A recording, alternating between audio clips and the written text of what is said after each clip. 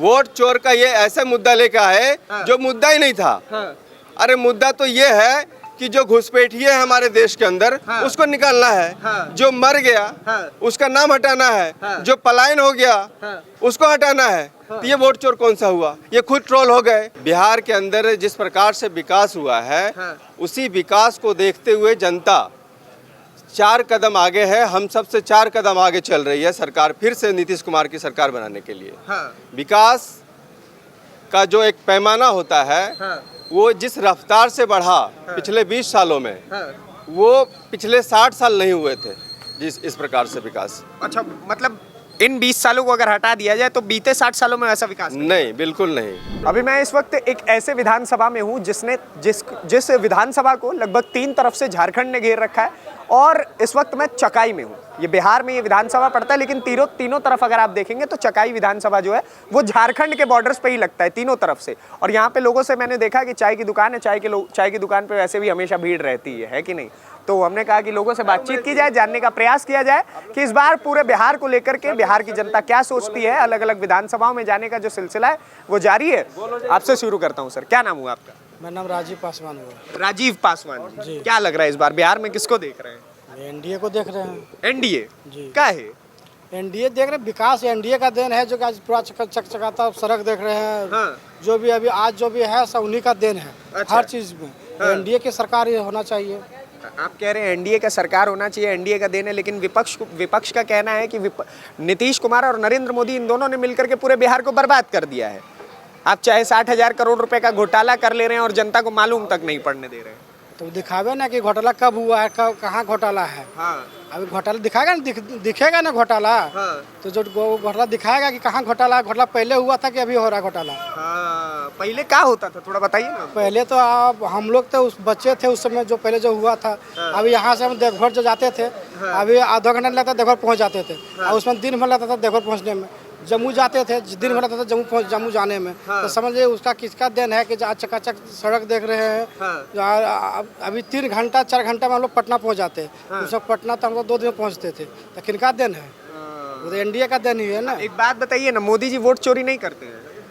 देखिए वोट सब कह रहे हैं वोट चोर गद्दी चोर। नहीं, ये बात है कि आप निकल गए तब बढ़िया है, और दूसरा निकल गया तब वोट चोरी हो गया। तब बताइए कहाँ से क्या सच है क्या सही, वही लोग से पूछा जाए।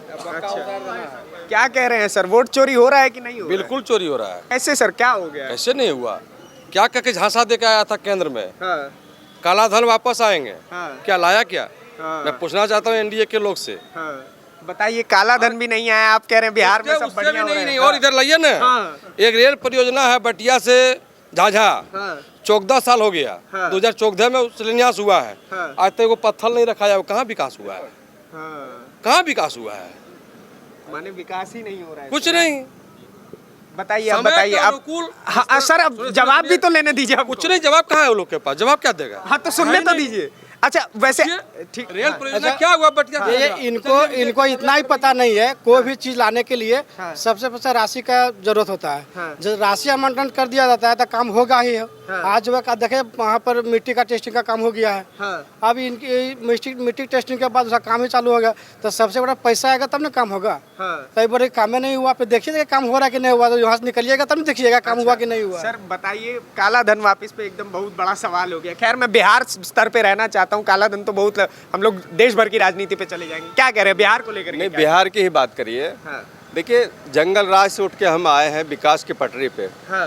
2005 में हमारी सरकार बनी थी, और 2005 में जब सरकार बनी थी तब बिहार की हालत क्या थी वो पूरा बिहार जानता है, और अब क्या है वो बिहार जानता है।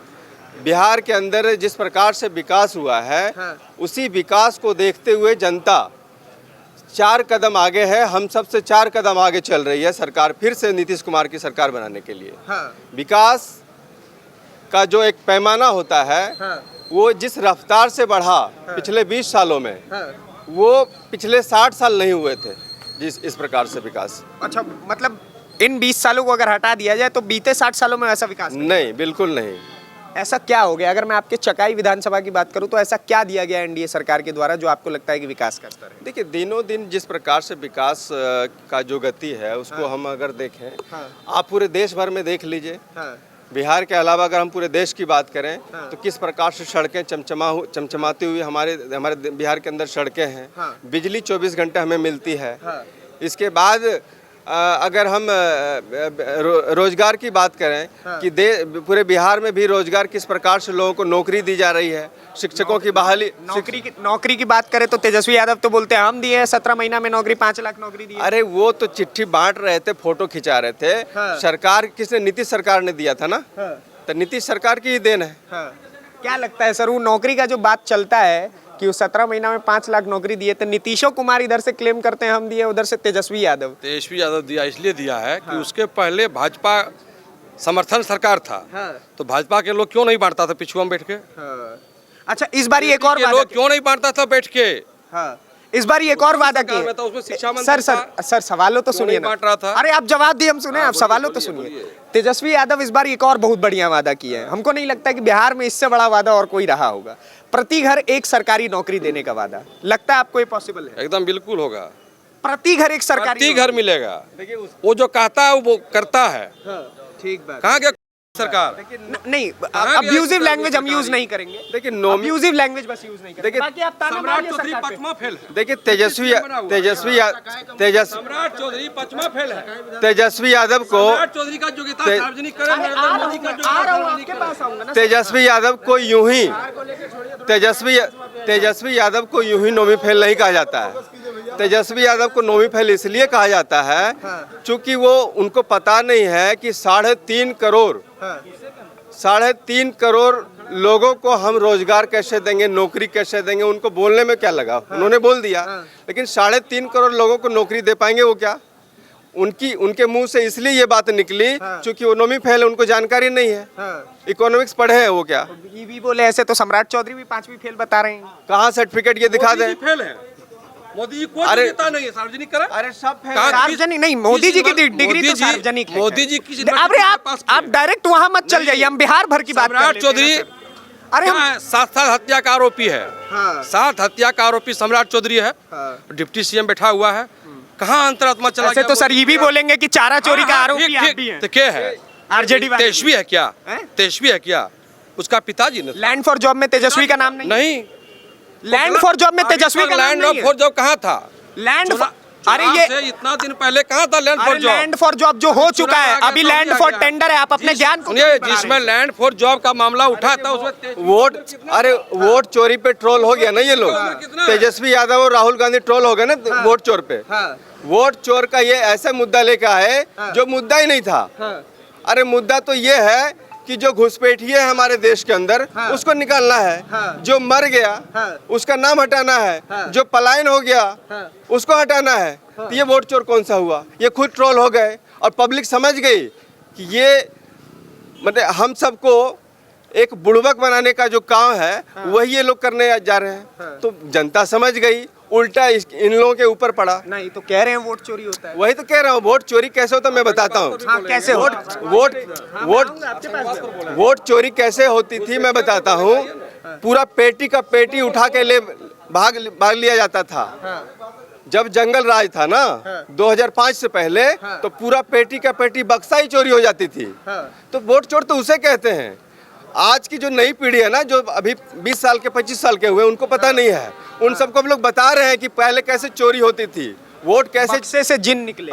बक्से को ही चोरी कर लिया जाता था। तो वो समझ गए ना आज लोग। पेट्रोल अच्छा एक बात बताइए, आप मतलब एनडीए समर्थकों की अगर मैं मानूं और पूरे एनडीए गठबंधन की मानूं, तो उसमें जो फ्रंट फेस पे जो चेहरा रखा गया है वो नीतीश कुमार को, कि नीतीश बाबू मुख्यमंत्री बनेंगे। लेकिन सबसे बड़ा सवाल उनकी सेहत को लेकर के उठता है कि क्या नीतीश कुमार की सेहत उचित है, वो मुख्यमंत्री बनने लायक है? अभी सबसे बड़ा सवाल ये। अगर सेहत अच्छी नहीं है उनकी तो सरकार कैसे चला रहे हैं वो? आप बताइए कैसे सरकार चला रहे हैं? जो हमारे विरोधी है ना वो कुछ भी बोलेंगे। देखिए भारत में लोकतंत्र है और आज़ादी है, उन्हें बोलने की आज़ादी है ना।